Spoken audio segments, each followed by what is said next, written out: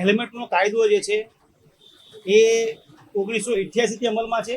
એની અમલવારી ક્યાંક ને ક્યાંક 50 રહેતી હશે તો ઢીલાસભરી રહી હશે, એ વાત સાચી છે.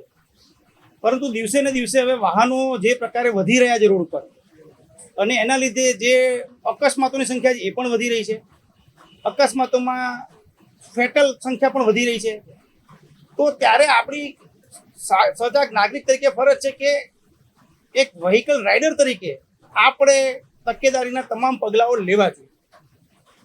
4 વ્હીલરનો અકસ્માત થાય તો કદાચ વ્યક્તિને ફેટલ ઇન્જરી થવાની શક્યતાઓ પ્રમાણમાં ઓછી હોય છે. પરંતુ જ્યારે 2 વ્હીલરનો અકસ્માત થાય, વાહન ઇવન સ્લીપ પણ થઈ જાય, અને આપણે એવા ઘણા દાખલા જોયા છે કે વ્યક્તિઓ પડે તો નાની મોટી ઈજાઓ સાથે હેડ ઇન્જરી જેવી ગંભીર ઈજાઓ થતી હોય છે. હેડ ઇન્જરી થાય, અંદર હેમરેજ થાય, ત્યારે માણસની બચવાની શક્યતાઓ ઘણીવાર નહીવત રહેતી હોય છે ને આપણે એમાં આવા કિસ્સામાં જીવ ગુમાવતા પણ જોયા છે. એટલે વિવિધ સમયે નામદાર કોર્ટમાં આની પિટિશનો થતી આવી છે. જાહેર રીતે અરજીઓ, જે લોકો જાગૃત નાગરિકો છે સમયાંતરે આવી અરજીઓ નામદાર કોર્ટમાં કરતા હોય છે કે સાહેબ આ પ્રકારનું પાલન થાય તો આવી ઘટનાઓ ઘટે એમ છે. અને એના લીધે હવે નામદાર કોર્ટ પણ સજાગ થઈ છે, તંત્ર પણ સજાગ થયું છે.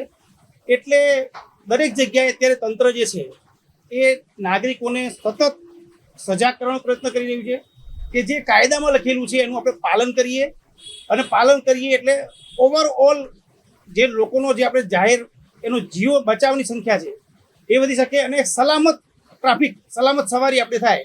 આપણે ઘરેથી કામ પર નીકળીએ, બહારથી નીકળીએ અને ઘરે પરત જઈએ, આપણા ફેમિલી માટે આપણે સહી સલામત પરત પહોંચીએ, એના માટે 4 વ્હીલર હોય કે 2 વ્હીલર હોય, જે સલામતીના ધારાધોરણ છે એને આપણે અપનાવીએ. આ જ નિયમની વાત છે. આપણા રાજકોટ શહેરમાં એ અમલવારી આપણે આજથી ચાલુ કરી છે.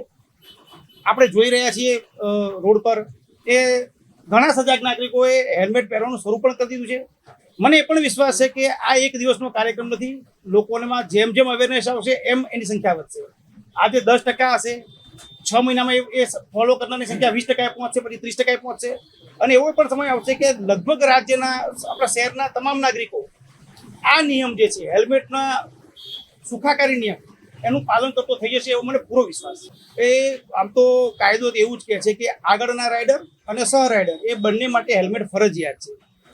બેની વચ્ચે નાનું બાળક હશે તો એના માટે જરૂર નથી, પણ આગળ કોઈ પુરુષ કે સ્ત્રી ચલાવી રહ્યા છે, પાછળ 12 વર્ષ 15 વર્ષ સુધીનું બાળક જે સામાન્ય રીતે સ્કૂલમાં જઈ શકે એવું હોય, તો એના માટે પણ હેલ્મેટ ફરજિયાત છે. એમાં ડરવાનો કોઈ પ્રશ્ન નથી. આ એક આદતની વસ્તુ છે.